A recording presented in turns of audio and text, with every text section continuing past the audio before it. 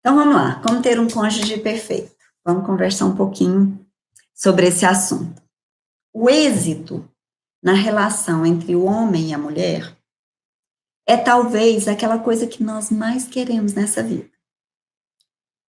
E ao mesmo tempo, quando nós fracassamos nisso, nós sentimos também uma dor profunda de fracasso.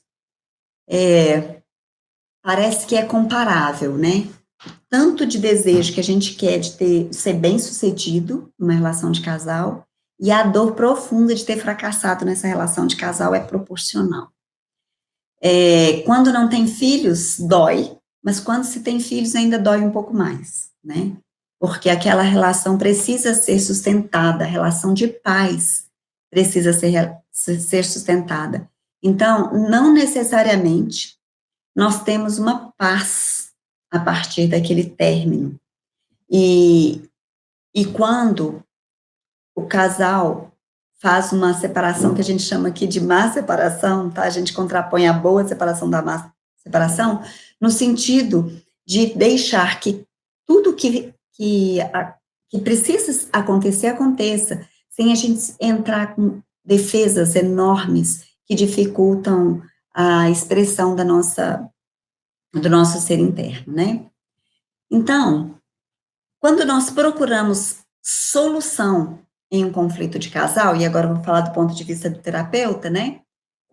Enquanto terapeutas, a gente está procurando solução, a gente parte do pressuposto de que existe amor. A gente parte desse pressuposto, amor tem. Então, a gente vai procurar o que é que precisa ser compensado, o que é que está em desequilíbrio naquela relação.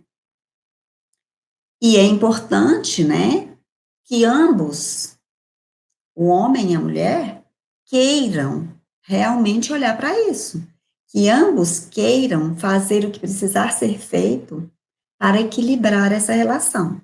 É muito complicado a gente trabalhar com um do casal para o bem ou para o desfecho negativo, vamos dizer assim, para o desfecho positivo ou negativo, porque é uma relação em que precisa de dois, né? É uma engrenagem que só vai funcionar se os dois se dedicarem. Então, pertence à ordem básica, né, desse trabalho entre homem e mulher, que ambos deem e que ambos recebam em equilíbrio. A gente fala do equilíbrio entre o dar e o receber, não é? É importante que haja esse equilíbrio. Pressupõe-se que ambos são tão diferentes e têm necessidades que se complementam na relação com a sexualidade e também na transmissão e proteção da vida. Então, olha que coisa linda. Numa relação, e aqui eu estou falando de relação homem e mulher, tá, pessoal? É disso que se trata a relação de casal, porque é uma relação que propõe uma continuidade da vida. É porque um homem e uma mulher se encontram, é que a vida pode acontecer, tá bem? Então, hoje a proposta é falar de homem e mulher. Essa relação de casal mesmo, do homem e da mulher. Então, quando nós estamos diante de um casal, nós estamos diante da diferença absoluta, né? O encontro dos diferentes. E nesse encontro existe tanto uma necessidade de sexo, que é aquilo que complementa um ao outro, quanto a necessidade de proteção, também sustentando o outro nas horas de necessidade, e também da transmissão da vida. Não existe como a vida ir adiante sem um óvulo e sem um espermatozoide, ok? Então, trata-se de pressupostos básicos. Uma relação de casal, ela só vai à frente com esses objetivos. Ah, Elaine, mas e se as pessoas não querem ter filhos ou se elas não puderam ter filhos? Não quer dizer que você não vai também dar algo de si para a vida, para o universo.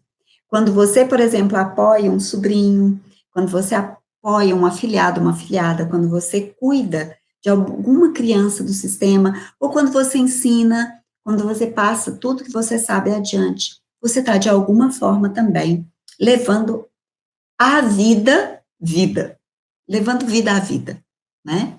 Então, isso também é importante. Então, voltando aí na relação homem e mulher, né? Essa relação se nutre de um constante fluxo de intercâmbio entre o dar e o tomar. Então, se eu dou um presente, estou aqui com uma pulseira, se eu dou um presente, necessariamente aquele que recebeu o presente se sente de alguma forma, como que eu vou dizer, ele se sente tremido a retribuir. Então, ele me dá outro presente, por exemplo, estou pegando um óculos, né? Então, eu ganhei uma coisa, eu dei outra coisa. E essa pressão, né, de dar e tomar, garante o equilíbrio na relação de casal. Quem dá pode reivindicar o direito de receber. E quem recebe também se obriga a dar. Olha que legal. Então, eu dei algo, alguém me devolveu algo. Ou me dá algo de volta, né? Não é devolver no sentido estrito, tá bem? O importante é que a gente perceba que todas as vezes que eu recebo algo, eu sou premida pelas circunstâncias a também dar de volta. E essa compensação entre o dar e receber garante o equilíbrio do casal, tá bem? Quando, vamos supor que eu dei, quando essa dívida cresce a um ponto de inviabilizar uma adequada compensação, as censuras de quem recebe mais representam uma tentativa de deixar mal quem deu.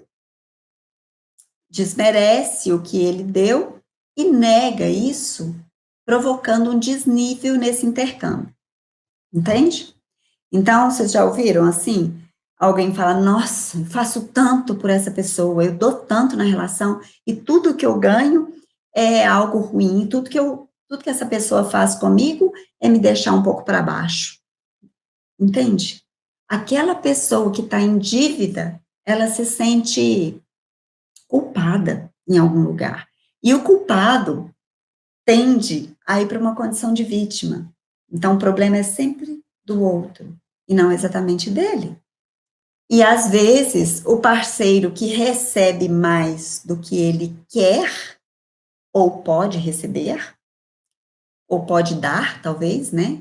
Assim, vamos supor que eu dei essas duas coisas, mas a pessoa não pode me dar nem um pedacinho disso. Ela sente que não pode dar nem um pedacinho disso. Ela termina por separar-se para fugir da compensação. Então, veja, vou repetir isso. O parceiro que recebe mais e não pode retribuir, ou não quer retribuir, ele acaba separando-se porque ele está fugindo de compensar. Quando esse desequilíbrio ele é causado pelo destino, por exemplo, em virtude de um desemprego, ou de uma invalidez, ou reconhecimento do desequilíbrio, e às vezes assim, eu não reconheço esse desequilíbrio e eu também não sou grata a tudo que eu recebo do outro. Isso pode diminuir o desnível resultante. Mas veja, imagina que vocês estão numa relação em que um dos dois desemprega, no momento em que aquele valor financeiro era muito importante para a sustentação daquele lar. E um está dando mais. Então, o que ficou empregado está dando muito mais, está pondo muito mais dinheiro em casa e está deixando as próprias necessidades de lado para poder sustentar a família. Isso é muito digno. Mas a contraparte, o outro, precisa reconhecer a grandeza desse feito. Precisa ter uma gratidão incrível para sustentar isso em equilíbrio. Não era um desejo dele ficar desempregado, por exemplo, ou não era um desejo dele, uma invalidez, ou dela, né? Mas, quando essa pessoa que perde, ganha mais do outro, ela precisa se encher de gratidão. E ela precisa dar esse reconhecimento o tempo inteiro para como é que fala? Para equilibrar o desequilíbrio, para tornar esse desequilíbrio menos distante, porque o desequilíbrio vai acontecer, não tem dúvida, mas torna esse desnível menos desnivelado, vamos dizer dessa forma, tá? Quem dá mais do que toma pode preservar uma situação colocando-se numa posição superior. É aquela pessoa que pensa assim: é melhor você ficar me devendo do que eu ficar te devendo. Entende? Então, a pessoa que dá mais, ela está querendo, de alguma forma, dizer: eu não te devo nada. Isso também gera desequilíbrio.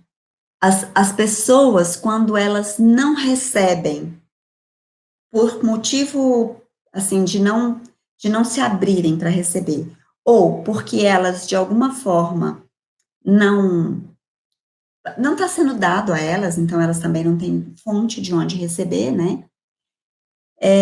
Ela vai ficando insuficiente. E essa insuficiente pode gerar um processo, depressivo, e essa pessoa pode perder a sua capacidade de dar. Olha que interessante. Às vezes, uma pessoa, na relação de casal, nós estamos falando de homem e mulher, né? Às vezes, numa relação de casal, ela quer apenas dar para ela não se sentir em dívida e para que o outro fique em dívida, mas ela vai ficando insuficiente quando ela não recebe. Se ela não recebe, ela vai ficando menos, e ficando menos, ela corre o risco de entrar num quadro depressivo. Então, isso também não sustenta a relação, porque não sustenta o indivíduo naquela relação. Então, quem dá em excesso, talvez venha a separar-se, porque se julga melhor, e se julga no direito de ficar ressentido e atribuindo culpa ao parceiro. Entendem isso? Então, pode haver uma separação porque eu não quero compensar já que eu ganho muito, e pode haver uma separação porque eu me julgo melhor, eu dou tudo, eu não recebo nada. Entende? Então, essas duas causas de desequilíbrio na troca entre o dar e receber pode trazer um futuro ruim para o casal. Pode acontecer que esse parceiro, né, que não quer receber, ou que não pode receber por algum motivo, ele se sinta zangado com o outro. E ele sai zangado da relação. Quem quer dar muito na vida, precisa de um parceiro que corresponda, que também esteja disposto a dar muito na vida. Então, se você está diante de uma pessoa se você é uma pessoa que gosta de dar muito e tem um parceiro que dá menos, isso vai gerar um desequilíbrio mais dia, menos dia, né? Então, esse equilíbrio também vai quando a gente encontra a pessoa, né?